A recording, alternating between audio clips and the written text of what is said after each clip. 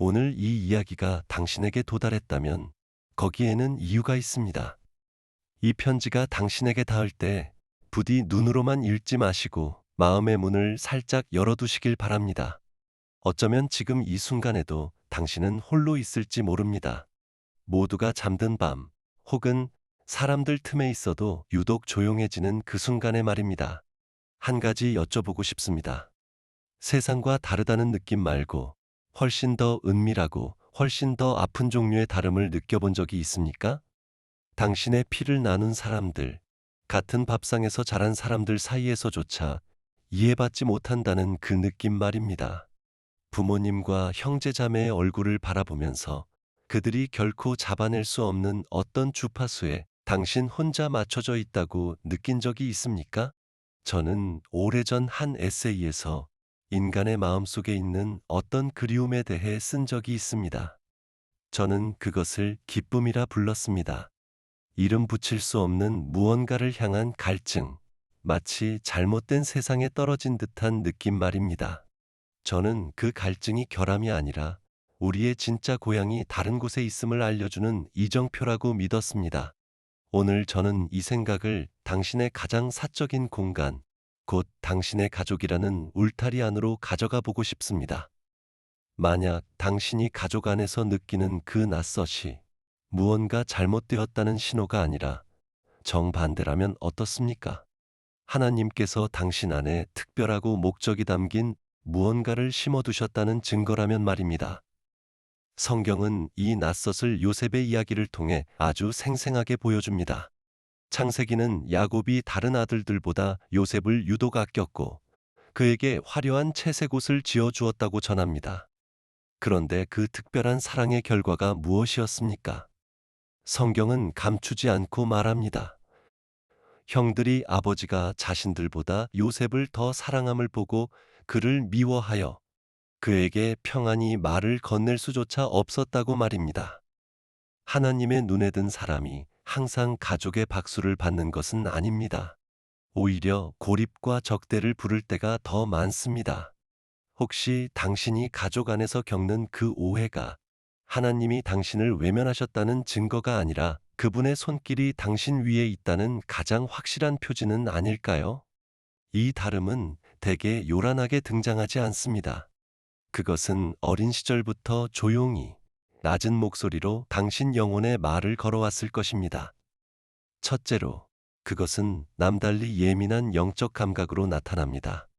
가족들이 흑백으로 세상을 볼 때 당신은 늘 그 이상의 색을 보았습니다.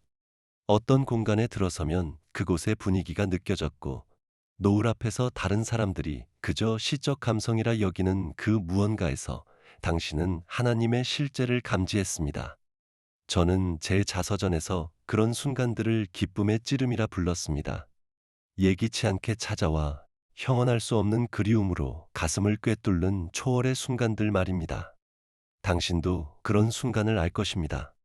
그리고 그것을 누군가에게 설명하려 했을 때 돌아온 것은 이해가 아니라 어리둥절한 시선이었을 것입니다.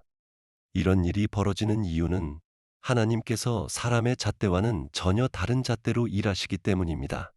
사무엘이 이스라엘의 다음 왕에게 기름을 부으러 갔을 때 그는 이새의 맏아들 엘리압의 훤칠한 풍채를 보고 속으로 이 사람이겠구나 생각했습니다. 그러나 하나님께서는 그를 이렇게 바로잡으셨습니다. 그의 용모와 키를 보지 말라. 내가 이미 그를 버렸노라. 사람은 외모를 보거니와 나 여호와는 중심을 보느니라. 당신의 가족은 사람의 눈으로 당신을 봅니다. 당신의 결점, 지나간 실수들, 몇째로 태어났는지. 그러나 하나님은 당신의 마음, 그분의 음성을 들을 수 있도록 친히 빚으신 그 마음을 보십니다. 두 번째 표지는 나이보다 일찍 찾아온 무게 있는 지혜입니다. 어른들의 근심을 함께 짊어지던 아이였습니까? 가족의 정서적 짐을 대신 지던 존재였습니까? 집안에 폭풍이 몰아칠 때 조용히 중재하고 위로하던 사람이었습니까? 전도서는 말합니다. 지혜가 많으면 번뇌도 많으니 지식을 더하는 자는 근심을 더하느니라. 당신은 이 진리를 책이 아니라 당신 자신의 삶으로 배웠습니다. 어린 나이에 남의 영혼의 무게를 나눠지던 그 시간은 우연이 아니라 하나님이 마련하신 훈련장이었습니다. 저는 순전한 기독교에서 그리스도인이 된다는 것은 결국 우리가 설계된 목적을 향해 성장해가는 과정이라고 썼습니다. 선택받은 이들에게 이 과정은 종종 앞당겨져 감당하기 벅찬 가정의 책임이라는 불 속에서 단련됩니다. 하나님은 당신이 목자로 부름받았다는 것을 스스로 깨닫기도 전에 무게를 지는 법과 중보하는 법을 먼저 가르치고 계셨던 것입니다. 그리고 마지막으로 꿈이 있습니다. 밤에 꾸는 꿈만이 아닙니다. 다른 곳에서 온 듯한 이미지와 음성들, 그리고 마음속에서 꾸는 꿈, 즉 목적을 향한 굶주림과 지금 상태에 대한 채워지지 않는 불만족 말입니다. 선지자 요엘은 마지막 날에 성령이 부어지면 늙은이는 꿈을 꾸고 젊은이는 이상을 볼 것이라 예언했습니다. 당신 안에서 일어나는 이 예언적 움직임은 성령이 함께 하신다는 신호입니다. 저는 이 깊은 그리움, 더 큰 무엇을 향한 갈망을 제 삶의 가장 중요한 실마리라고 여겼습니다. 그것은 우리의 영원한 운명과 이 땅에서의 부르심을 동시에 가리키고 있습니다. 이 모든 표지들, 곧 꿈과 굶주림과 비전은 당신을 가족의 편안한 일상과 자주 충돌하게 만듭니다. 당신을 들썩이게 하고 만족을 모르게 하며 계속 더 먼 곳으로 이끕니다. 갈등처럼 보이지만 사실 그것은 하나님이 당신을 그저 순응시키려 하신 게 아니라 인도하려 하신다는 가장 분명한 증거입니다. 여기서 우리는 하나님 나라의 가장 놀라운 역설과 만나게 됩니다. 인간의 논리, 문화, 심지어 초기 성경의 전통조차 마시의 권리를 소중히 여겼습니다. 장남에게는 2배의 유산과 권위와 가문의 지도력이 돌아갔지요. 그러나 성경 전체를 관통하는 하나님의 패턴을 보십시오. 그분은 반복적으로, 의도적으로 이 질서를 뒤집으십니다. 마시에서 대신 야곱을 택하시고 요셉을 형들 위에 세우시며 사무엘에게는 이새의 건장한 형들을 지나쳐 들에서 양을 치던 막내 다윗에게 기름 붓게 하십니다. 저는 위대한 이혼에서 이것을 하늘과 땅이 완전히 뒤바뀐 위계 속에서 작동한다고 표현했을 법합니다. 예수님도 마태복음에서 이렇게 정리하십니다. 이와 같이 나중된 자로서 먼저 되고 먼저 된 자로서 나중되리라. 만약 당신이 가족 안에서 가장 존재감이 없는 사람, 세상적 성취나 인정에서 가장 뒤처진 사람인데도 어떤 부르심과 기름 부음의 느낌을 떨칠 수 없다면 바로 그것이 하늘이 지도자를 고르는 방식과 완벽히 맞아떨어지고 있다는 증거임을 아십시오. 그렇다면 태생이나 외적인 힘이 아니라면 하늘의 기준은 무엇일까요? 바울은 고린도전서에서 답합니다. 하나님께서 세상의 미련한 것들을 택하사 지혜 있는 자들을 부끄럽게 하시고 세상의 약한 것들을 택하사 강한 것들을 부끄럽게 하시며 세상의 천한 것들과 멸시받는 것들과 없는 것들을 택하사 있는 것들을 패하려 하시나니 하나님은 능력이 아니라 준비된 마음을 찾으십니다. 강함이 아니라 부서짐을 찾으십니다. 교만이 아니라 겸손을 찾으십니다. 저는 교만을 모든 악의 뿌리가 되는 근본 죄로 지목한 적이 있습니다. 교만은 본질적으로 하나님과 경쟁하려는 마음이기 때문입니다. 스스로 강하고 유능하고 자족한다고 느끼는 사람에게는 은혜가 들어설 틈이 없습니다. 당신이 겪는 거절, 당신이 부딪히는 저항, 그 모든 씨름의 역사는 하나님 보시기에는 오히려 영적 지도력을 위한 이력서와도 같습니다.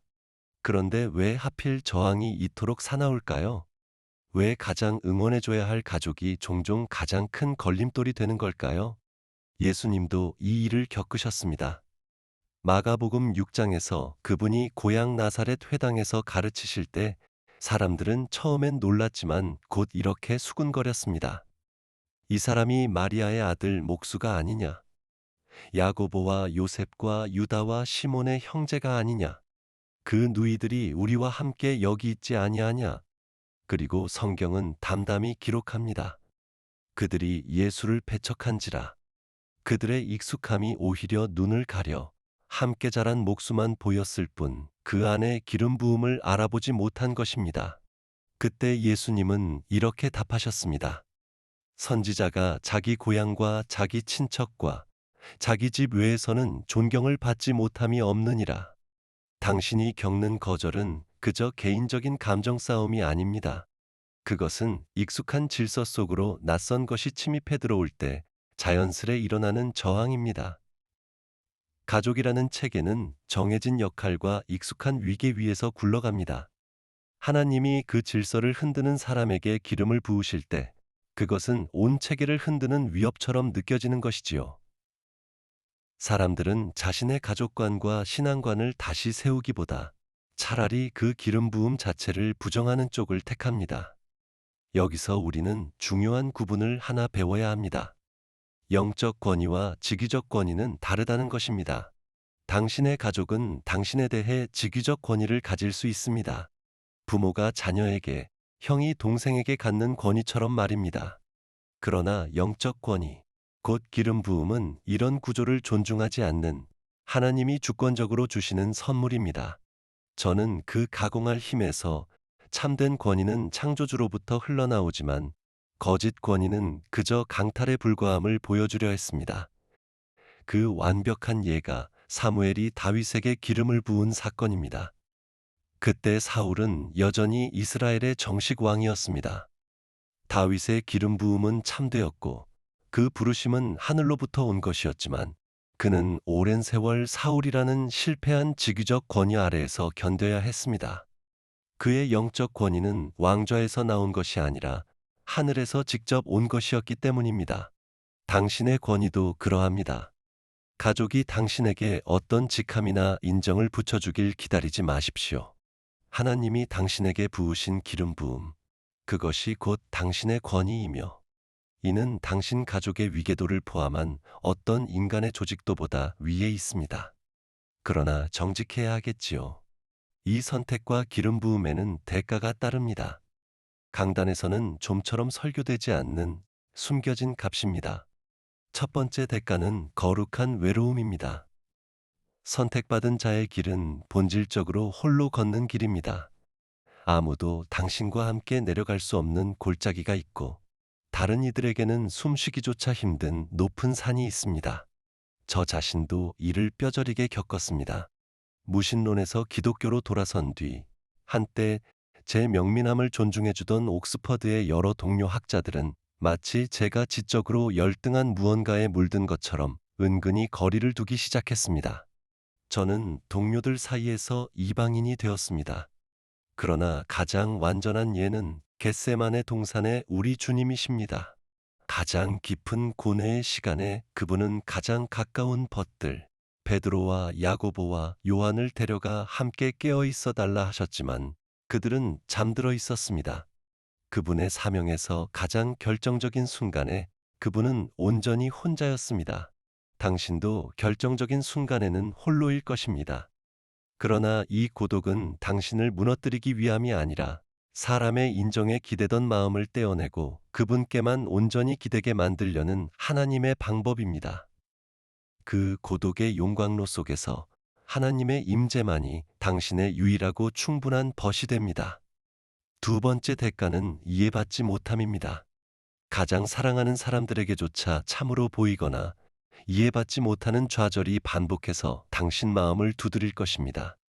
당신이 계시를 나누면 그들은 이상한 생각이라 여기고 당신이 영적 염려를 표현하면 불안이라 치부하며 하나님의 뜻으로 이끌려 하면 반항이나 교만으로 오해합니다.